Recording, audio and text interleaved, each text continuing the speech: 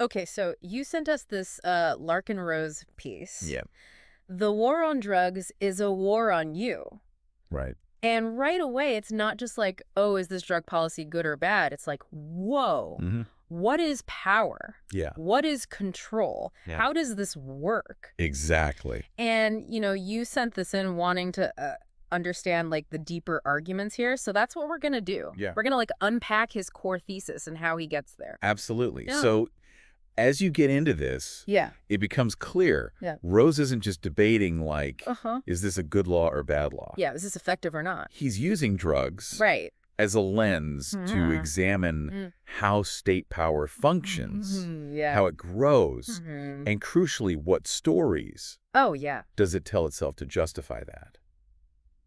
The narrative. The narratives, right? Because goes right at it. Totally. He's not messing around. So, like, from the beginning, Right. he's saying the war on drugs isn't just... a well-intentioned policy that failed? Uh-huh. He's like, no. Right. This is a success. It's a success. Like, it's done what it was supposed to do. It's done exactly what... It has grown power. Uh-huh. It has normalized what he would consider authoritarian methods. It's normalized the tools of authoritarianism in a way. Let's look at this first part. Okay. About fear. Yeah, this is huge. Right. This is like a recurring theme when you look at power in societies. How power uses fear. Well, so much of it is based on that premise. Yeah. That you gotta have something to be afraid of. And so Rose is suggesting that the people in power will often identify or even like amplify threats to justify their actions, and to justify like growing their control. And here's a really important quote to think about with this. They need to find things you're scared of and then tell you that giving them power is the only solution. Wow. Right. Okay. Yeah. So he's not just talking about drugs. He's talking about much bigger. This is a pattern. It is a pattern. Right. It's a pattern of find the fear. Find the fear. And then say, hey. Yes. The only way to be safe is to give us more power. Right. Give us more power. And it's it's pretty cynical. It is cynical. But it kind of rings true. It does kind of ring true though, right? Like it makes you think twice. It does make you think twice about about all sorts of things. Like different policies. Yeah, or the stated goals. Yeah. Always the real goals. Yeah. And Rose would argue that the fear around drug use has been actively cultivated. At least. At the very least. Exploited. Yeah. To allow the government to exert more influence into all these different areas of life. Right. Which aligns with a lot of theories of political legitimacy where the state will often define itself in opposition to some external threat. Totally. And think about this. Yeah. Think about all these different historical examples beyond drugs. Yeah. Like the Cold War. Totally. Or even like an environmental crisis. Oh, yeah. Like these perceived threats have really shaped government action. Right. And how it allocates resources. Right. Right. So drugs themselves then become the scapegoat. Right. They become the scapegoat. And he says, okay, prohibition of drugs serves purposes that aren't really... They go way beyond... about a public health or safety. Public health or safety. He points to things like increased surveillance. Right. Which naturally leads to more authority for law enforcement. Yeah.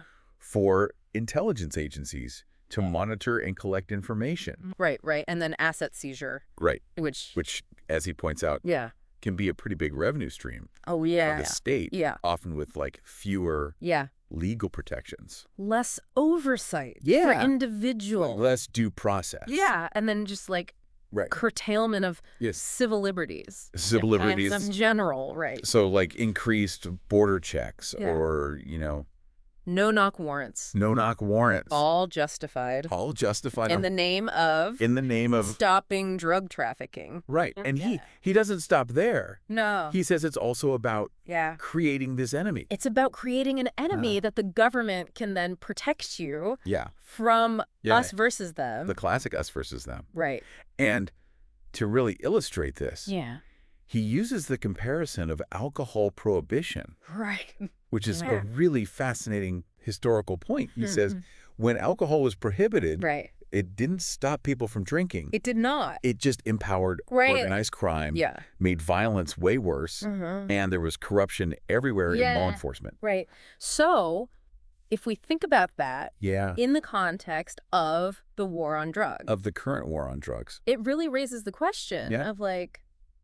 Are we seeing the same thing? Are we seeing the same thing? Just with different substances? Different substances, right? And this could be a real like aha moment for you when you're reading this. Yeah. Because it connects this historical precedent to contemporary policies. Yeah. And it makes you think about like... the unintended consequences. The unintended consequences. Of prohibition. Or prohibition. It's not as simple as just banning the thing. And then it goes away. And then it's gone. Right. It's like, oh. Right. There's a whole complicated web of stuff going on here. Okay, so then he has this really interesting kind of argument aimed at conservatives. Who might like knee-jerk be like, of course I support the war on drugs. The war on drugs. Because drugs are bad. Right, drugs are bad. Immoral. Morally wrong. So he really goes at that. He challenges those assumptions head on. He does. He really does. Yeah. And his argument is based on principle. He says, look, even if you think drug use is wrong, immoral, that doesn't necessarily mean that you have the right to use force. To use force or violent or peacefully using drugs. And importantly, he extends that to the government too. Oh, yeah. You can't just delegate initiation of force to the state just because you don't like what somebody's doing. Just because you disagree with their choices. Right. And it's a powerful point about where do we draw the line? The limits of power and the importance of and how much individual liberty do we really want to protect? Right. Versus how much do we want to try to control other people's lives, behaviors. Yeah. You know, so we've looked at like we've looked at the war on drugs, the failures. Right. Or what he's saying, or at least the perceived failures. Yes. But then he gets into... And he says, is this on purpose? Is it intentional? And this is where it gets... This is where it gets a little controversial. Controversial and really thought-provoking. So Rose argues that the government isn't just failing to... Stop drug use. He's saying, like... They know. They can't stop it. They know they can't stop it. And they might... and they might even be... benefiting from its continued existence. Continuing to exist. Yeah. So he points out that after all this time... Decades. Intense. Massive amounts of money. Spent. Yeah. Drugs are still everywhere. Even in... Yeah, and even in places... Prisons. Like prisons. They have. Right. Supposedly so much control. Right. And then he brings up cartels. Yeah. And this is really logical. It's a very logical point. Yeah. He says, look, these cartels exist. And are powerful. And are violent. Because drugs are illegal. It creates this massive... Black market. Yeah. That is incredibly lucrative. Right. So... And he says if you legalize and regulate... That profit goes away. Yeah. Right. Poof. It makes you think. It does. About like... Okay, is the goal... If the goal is... Really... To stop drug use. Right. To stop harm associated with it. Why are we doing things? Why are we pursuing policies? That make it worse. That don't work. Right. Or at the very least. Or create all these other problems. Problems like the cartels. Right. Right. And so this leads us to... So then he goes to this really controversial part. This is the really contentious... Where he's giving these examples of what he says is... This is where he brings up... State corruption. His examples of like... To back up this idea. Of government complicity. Yeah, of government complicity. Yeah. So he brings up the CIA... This whole thing about... Involvement in drug trafficking. CIA involvement in drug trafficking. Sure. Which he says... Has moved from... Has transitioned from... Conspiracy theory to a documented fact. Do you know? So it's important to understand... Rose's claims as presented in this article. Right. He's referencing historical allegations and instances where government agencies have faced accusations of involvement in the drug trade. Right.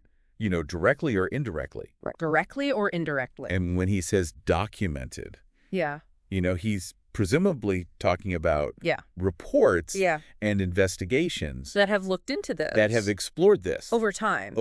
Right. Okay, so he also talks about Operation Fast and Furious. Yeah. Where the ATF gave guns. To Mexican drug cartels. Mexican drug cartels. And again, this is him saying, look, the government gave guns. Giving guns to the very people. They say they're fighting. To be fighting. Right. Yeah. And then he goes even further. And then he says... that the FBI stages terror plots. The FBI stages terror plots. And so the implication there is... Right. The implication is that they're doing this to create fear. To make people afraid. So they will. So they want more. Accept more. Surveillance. And control. Right. And then he talks about the Waco siege. And the way he describes it in the article is that the government... This was a deliberate escalation of force. Right. He's saying that they could have arrested these people peacefully. But they chose not to make it. They wanted this big thing, something more dramatic that would get media attention. And again, he's saying, like the whole point is, they want to project power. Above all else. Right. Above other considerations. And it's really important. It is important as you're reading this to understand that. To remember that Rose is... He's giving these examples. Offering these as evidence. Yeah. To back up his main point. Right. Which is that the war on drugs. The war on drugs is a tool for expanding state power. To expand state power. Right. And that there might even be intentional complicity. Like they are. And it's failures. Okay, with it failing. Or even orchestrating those failures. Because it serves their purpose. Because it serves a larger purpose. Right. You know, whether you buy that or not. Yeah. That's for you to decide. That's up to you. But that's his argument. That's his argument, yeah. Yeah. Okay, then he gets really... Yeah, this is where he gets really direct. And almost challenging. Confrontational with people who support the war on drugs. Right. But like... with good intent. They're doing it because they think. Right. They think they're doing the right thing. Yeah, they're supporting a virtuous cause. Right. And he's saying, like, hold on. Yeah. Think about it. Look at what's actually happening. Look at what's actually happening. Right. You know, as a result of your support. Yeah. Are you sure? Are you sure? That you're not... contributing to something. Enabling something. Yeah. Far more harmful. Than you realize. And he's got this... He's got this great line. This quote. Where he says, you are cheering for evil. Yeah. If you do want to know, then actually look into it and stop letting your good intentions be exploited to empower literal sociopaths. Wow. Right. And that really highlights this idea. It's like a real call to action. Critical thinking. To question authority. Yeah, question authority. Even when the authority says... that they're doing it for your own good. Acting in your best interests. Right. Yeah. Good intentions. Good intentions alone. Aren't enough. Right. You've got to look at the outcomes. Right. And are there ways this power can be abused? Yeah, and are there ways this can be abused? Right. Right. And then it brings back he goes back to alcohol, prohibition. Yeah. To really underscore his argument for legalization. Right. He uses that historical precedent to show what he thinks should be the logical outcome. The logical conclusion. Right. Legalization. Legalization and regulation. Yeah. Like we saw. After we repealed. After the repeal. Alcohol prohibition. It's all prohibition. And more recently with. Marijuana legalization. Marijuana legalization can lead to safer... Can lead to safer consumption. Yeah. You know, reduction in... Black market activity. Yeah. And you can have increased... Government oversight. Right. Through things like taxation and quality control. Yeah. You know. Okay, so he comes to the end of his argument. And he gives his... And he lays out... key takeaways. 5 key takeaways. Right. These are like... What are those? The core things. Yeah. He wants you to consider... First, that government violence often makes problems worse instead of solving them. It's not always the answer. It's not a magic bullet. Right. And then second, that prohibition of drugs actually strengthens these violent criminal organizations like cartels. The cartel. And then third, and this is a really strong statement from his perspective. The U.S. government, in its approach to the drug war, is basically like the biggest cartel. The biggest cartel. Right? Wow. And then fourth people on both sides. Both sides of the aisle. Both sides of the aisle can be misled. Can be misled. On this issue. Right. And then finally, the war on drugs persists. It keeps going. It keeps going. Even though it doesn't. Not because it's effective at stopping drug use. That's drug use. But because it's incredibly effective. But because it gives... It's getting more power. And consolidating the power of the state. So to kind of like... Yeah, to sum it up. Sum up Rose's argument. Rose's argument in The War on Drugs is a War on You. Right. Is basically that this policy, this long-standing policy, isn't a misguided effort to protect people. It's not. It's a deliberate strategy. It's a strategy. Yeah. Right. Employed by the state. To get more... To increase its control. Control and to normalize. And normalize what he sees as authoritarian practices. Authoritarian practices. And he uses these... Yeah, historical comparisons. Yeah, historical comparisons. Examples of like... Alleged examples. Yeah, alleged examples. Of government misconduct. Yeah. And a principle-based ethical argument. Yeah. To make this... Pretty radical. Pretty radical thesis. About power. About the nature of power. Right. You know? And you shared this with us. Shared it with us. Wanting to understand. To understand these deeper arguments. Yeah. Like, what's really going on here? Hopefully this deep dive. Yeah, this deep dive. Gave you a clearer picture. Has given you a better sense of Rose's perspective. Yeah. His points. His main points. And the evidence. What he presents. Or at least the examples he presents. To back up his claims. To support his claims. About power. About power and control. So, having heard all this... Right. Now that we've unpacked all that. Unpacked it. What assumptions? What assumptions did you have? About the war on drugs. About the real motivations. The motivations behind different government policies. Government policies. Yeah. It's a lot to think about. Yeah, it gives you a lot to think about. It really does. So thanks for taking this deep dive with us. Thanks for sending this in.